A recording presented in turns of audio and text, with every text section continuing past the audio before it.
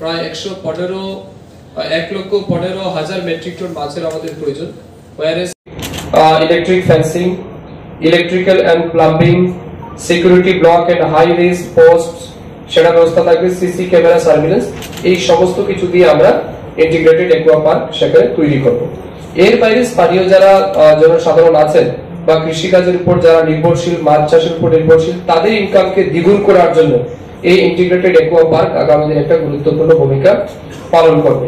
আমরা আশা করছি বর্তমানে যেটা মনে করুন ঊনকোটি জেলাতে 50% ফিশ প্রোডাকশন রয়েছে, সেটা আগামী দিন 98% বেড়ে আমাদের এই জেলার মাছের যেটা ডিমান্ড আছে সেটা আমরা ফুলফিল করতে পারি।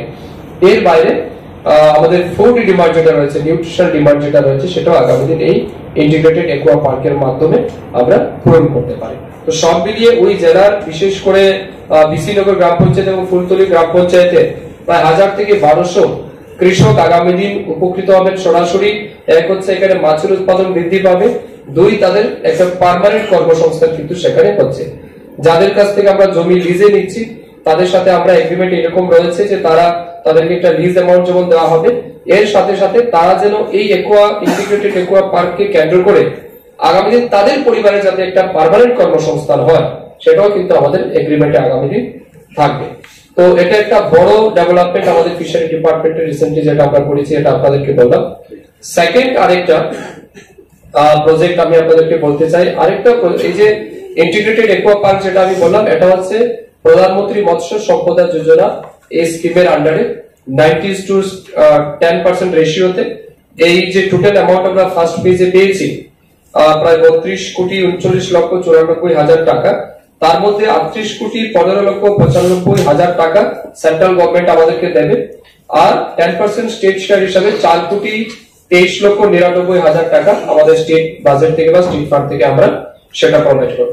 সিমিলারলি প্রধানমন্ত্রী মৎস্য সম্পদা যোজনায় আরো একটা স্কিম আমরা পেয়েছি আপনাদের জন্য বা রাজ্যবাসীর জন্য আমি জানাতে চাই আপনাদেরকে, সেটাও 90:10% রেশিওতে প্রধানমন্ত্রী মৎস্য সম্পদা যোজনার মাধ্যমে মৎস্য ই রিক্সা ইলেকট্রিক ভেহিকেল। আপনারা এটা ত্রিপুরা রাজ্যে এর আগে দেখেননি, প্রথমবার দেখবেন। এই ইনোভেটিভ স্কিম কিন্তু আমরা প্রথমবার রাজ্যে আনছি।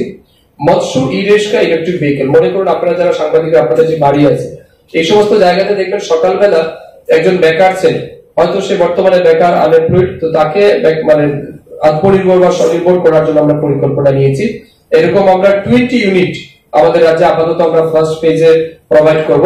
তারা জীবন্ত মাছ নিয়ে, গাড়ির মধ্যে জীবন্ত মাছ নিয়ে তারা আপনার বাড়িতে বা গলিতে তারা ঘুরবে এবং মাছ বিক্রি করবে, এবং যে কোনো জায়গাতে তারা যেতে পারবে, সেখানে ইলেকট্রিক ফ্যাসিলিটিও সেই গাড়ির মধ্যে থাকবে।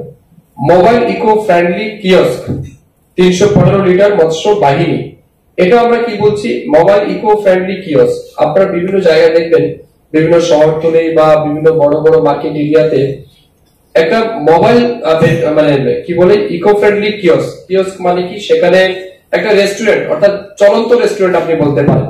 সেখানে মাছ, জীবন্ত মাছ একটা জায়গা থাকবে যেখানে 315 লিটার জলাশয়ের মধ্যে জল জায়গা হয়, এমন জায়গার মধ্যে জীবন্ত মাছ থাকবে।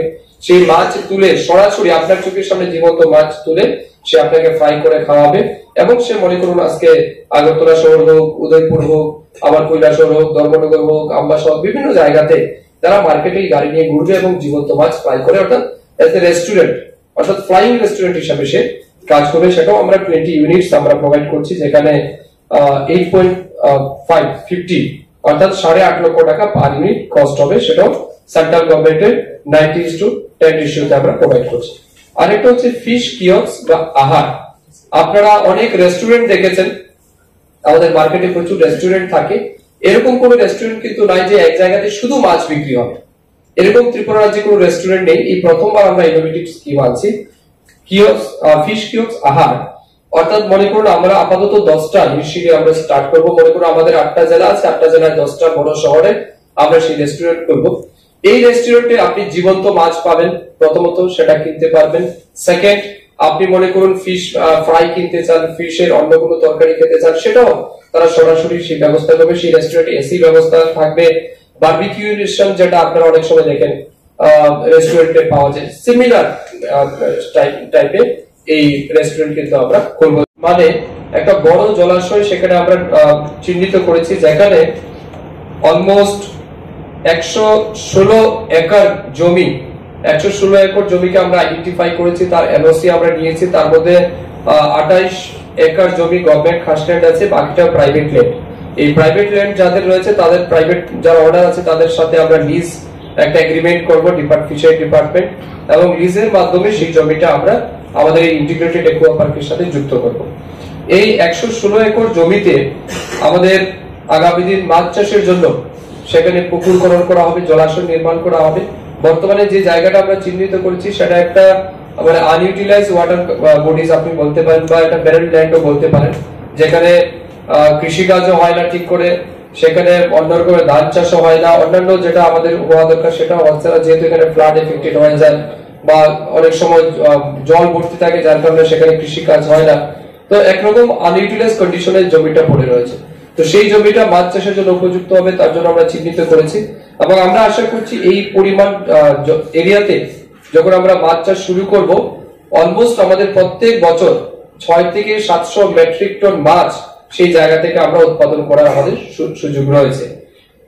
কেন আমরা চাইছি? কারণ রাজ্যে যে মাছের আমাদের ঘাটতি আছে, তার জন্য একটা বড় অ্যামাউন্ট অফ ফিশ প্রোডাকশন কিন্তু আমাদের সেই ইন্টিগ্রেটেড একুয়া পার্কের মাধ্যমে সম্ভব হবে। সেখানে আমরা দেখেছি ইনিশিয়ালি প্রায় 1200 থেকে 1300 লোককে কিন্তু কর্মসংস্থান সেখানে আমরা দিতে পারবো। এই ইন্টিগ্রেটেড একুয়া পার্কে কি কি থাকবে, কম্পোনেন্টস কি থাকবে? প্রথমত সেখানে আমরা ফ্রেশ ওয়াটার, ফিশ ওয়াটার আমরা তৈরি করব, যেখানে জলাশয় নির্মাণ করে মাছ চাষ হবে। আরেক জায়গাতে মাছের স্পট, রেনু যেটাকে আমরা বলা হয়, রেনু আমরা উৎপাদন করব। ফিঙ্গারলিংস, মাছের পোনা আমরা উৎপাদন করব। এই জায়গার মধ্যে ফিড মিল, অর্থাৎ প্রত্যেক দিন যে মাছ সেখানে উৎপাদন হবে তার যে ফিড দরকার, সেই ফিড মিল আমরা সেপারেটলি সেখানে ইনস্টল করব বা এস্টাবলিশ করব। এর বাইরে এই জায়গাতে যাতে আমাদের ফিশারি কলেজে বা অন্যান্য জায়গায় যারা ট্রেনিং করে বিভিন্ন সময় ফিশারি রিলেটেড, তাদের জন্য একটা ট্রেনিং সেন্টার সেখানে গড়ে তোলা হবে। স্টুডেন্টদের জন্য হোস্টেল ফ্যাসিলিটিস থাকবে। তারপর টোটাল এরিয়াটা সিসিটিভি সার্ভিলেন্সের আন্ডারে থাকবে। আমাদের সেই এরিয়াতে অর্নামেন্টাল ফিশ রিয়ারিং ইউনিট আমরা খুলবো, বায়োফ্লক ইউনিট থাকবে, আরএস যেটাকে বলি আমরা রিসার্কুলেটিং অ্যাকুয়াকালচার সিস্টেম, মানে অর্থাৎ দেশি মাগুর, তারপর পাবদা মাছ, শিঙ্গি মাছ, দেশি কই, এরকম বিভিন্ন ভ্যারাইটিস এর মাছ সেখানে থাকবে। Nursery pond construction for fry, fingerlings and yearlings, এগুলি সেখানে ব্যবস্থা থাকবে। রেস্টুরেন্টের ব্যবস্থা থাকবে। মোস্ট ইম্পর্টেন্ট যেটা, যে মোট জলাশয় যেটা আমরা তৈরি করছি, জলাশয়ের মিডিলে আমরা প্ল্যান করেছি একটা রেস্টুরেন্ট আমরা তৈরি করব, এবং সেখানে টুরিস্ট যাতে যেতে পারে তাদের জন্য বোটিং ব্যবস্থা আমরা রাখবো। বোটের মাধ্যমে টুরিস্টরা সেই ওয়াটার এরিয়াটা তারা ভিজিট করবেন, এবং মিডিলে গিয়ে সেই রেস্টুরেন্ট আমরা একটা live fish bending restaurant system থাকবে।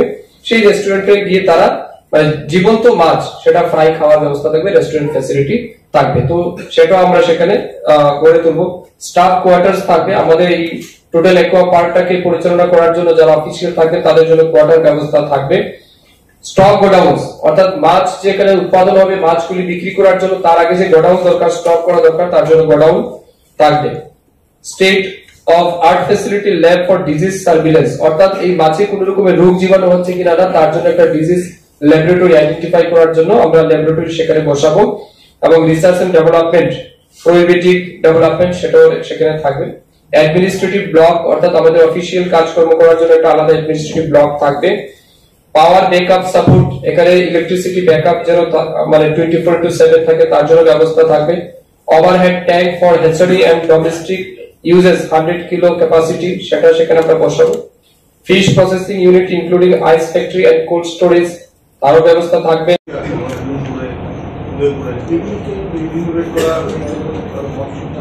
আমি আপনাদেরকে বলি, রিসেন্টলি আমাদের এই আরেকটাই প্রধানমন্ত্রী মৎস্য সম্পদা যোজনার মাধ্যমে আমাদের ডুম্বুর জলাশয়ে প্রায় 1512 কেজ কালচার কিন্তু আমরা ইনস্টল করেছি।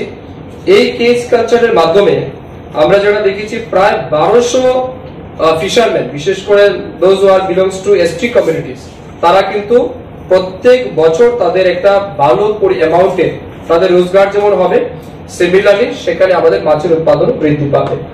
1512 cage culture are installed in Dumbur reservoir, যেখানে 18 কোটি 70 লক্ষ টাকা সেখানে স্যাংশন ছিল। তার মধ্যে 12,31,00,000 টাকা সেন্ট্রাল গভর্নমেন্ট রিলিজ করে দিয়েছে এবং স্টেট ফান্ড থেকে আমরা 3,07,00,000 টাকা 10% যেটা রেশিও সেখান থেকে আমরা প্রোভাইড করেছি। তো ডুমুর জলাশয়কে আমরা করছি, আমাদের রাজ্যের যতগুলি গভর্নমেন্ট ফার্ম রয়েছে, অন্যান্য ফার্ম রয়েছে, সেগুলিকেও আমরা ডেভেলপমেন্ট করার জন্য ইনফ্রাস্ট্রাকচার সেক্টরে আমরা ফান্ড দিয়েছি এবং এগুলি মেইনটেনেন্স এর কাজে চলছে।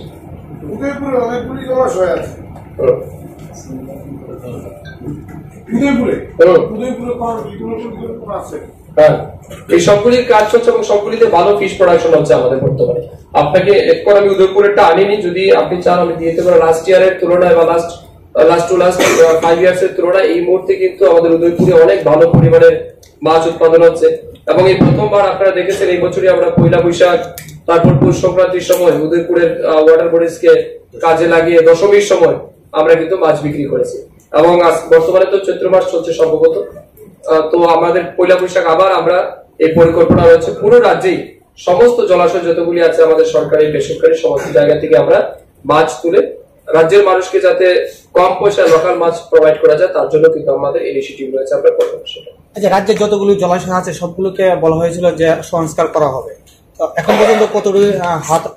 আমি আপনাদেরকে বলি, রিসেন্টলি এই যে সংস্কার এটা খুব ইম্পর্টেন্ট, কারণ মাছ চাষের যদি গ্রোথ বাড়াতে হয় তাহলে এক্সিস্টিং ওয়াটার বডিজ যেগুলি রয়েছে তার সংস্কার আমাদের প্রয়োজন। তার জন্য আমরা ইতিমধ্যে এনইসি কে একটা প্রপোজাল সাবমিট করেছিলাম, নর্থ ইস্টার্ন কাউন্সিলকে, যে আমাদের রাজ্যে যে এক্সিস্টিং ওয়াটার বডিজ রয়েছে গভর্নমেন্ট অর প্রাইভেট সেগুলিকে সংস্কার দরকার, রিক্রিমেশন দরকার। অ্যাকর্ডিংলি সেন্ট্রাল গভর্নমেন্ট আমাদেরকে এনইসি নর্থ ইস্টার্ন কাউন্সিল থেকে আমরা 9,45,00,000 টাকার স্যাংশন পেয়েছি, যেখানে 270 হেক্টর ওয়াটার এরিয়া কিন্তু আমরা রিক্রিমেশন বা সংস্কার করব। 1529টা ওয়াটার বডিজ পুরো স্টেটে 1529টা ওয়াটার বডিজকে কিন্তু আমরা সংস্কার করব। তো আমি মনে করি এই বছরের জন্য এটা অনেক বড় স্কিম, অনেক বড় এরিয়াকে আমরা কভার করতে পারবো। যদিও এটা ইনসাফিসিয়েন্ট, আরো পরবর্তী সময় আমাদের আরো প্রপোজাল আমাদের গেছে, এগুলি ফেস ব্যাটারে আসছে, নেক্সট টাইম আরো জলাশয়কে আমরা সংস্কার করব।